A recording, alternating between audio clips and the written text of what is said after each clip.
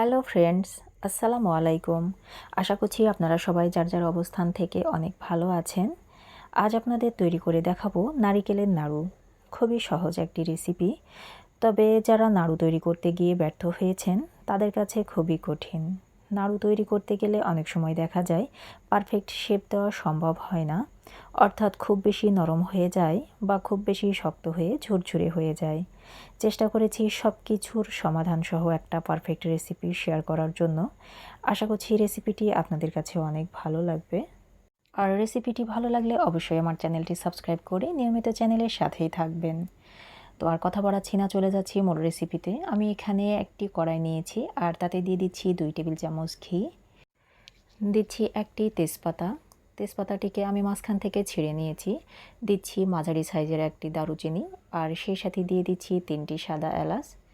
আমি এখন সবগুলো মশলাকে নেড়ে চেড়ে হালকা ভেজে নেব, সুন্দর একটি অ্যারোমা বের হওয়া পর্যন্ত। এখন দিয়ে দিচ্ছি কোরানো নারকেল। আমি এখানে প্রথমে 3 কাপ নারকেল ব্যবহার করব।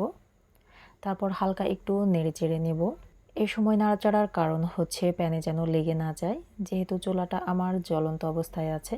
এখন আবারও আমি 3 কাপ নারকেল দিয়ে নিলাম আর সেই সাথে দিয়ে দিচ্ছি 1 কাপ আখের গুড়।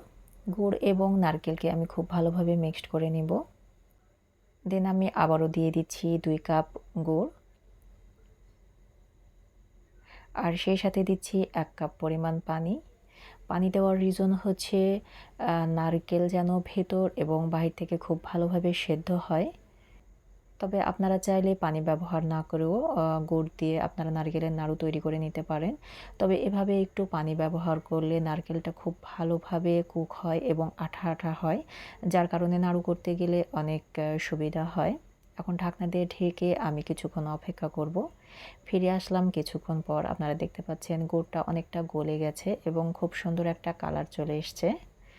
আমি এখন আবারও কিছুটা নেড়ে চেড়ে নিচ্ছি। আমি এখানে মোট 6 কাপ কোরানো নারকেল ব্যবহার করেছি, যার কারণে আমি 3 কাপ গুড় দিয়েছি। এটি হচ্ছে গুড় এবং নারকেলের সঠিক মেজারমেন্ট। এর থেকে বেশি দিলে অনেক মিষ্টি হবে বা এর থেকে কম দিলে অনেক হালকা মিষ্টি হবে।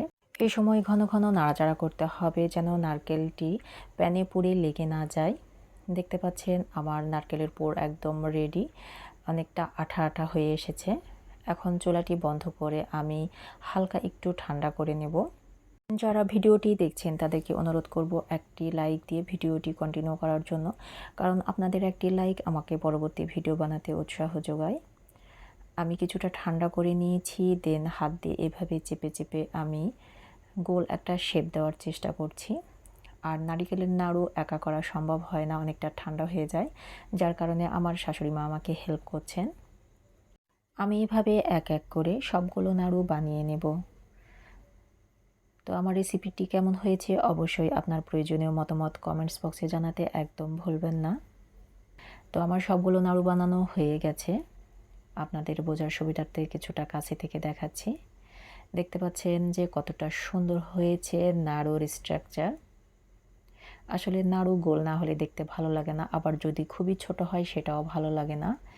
একটা পারফেক্ট শেপে নাড়ু দেখতে ভালো লাগে।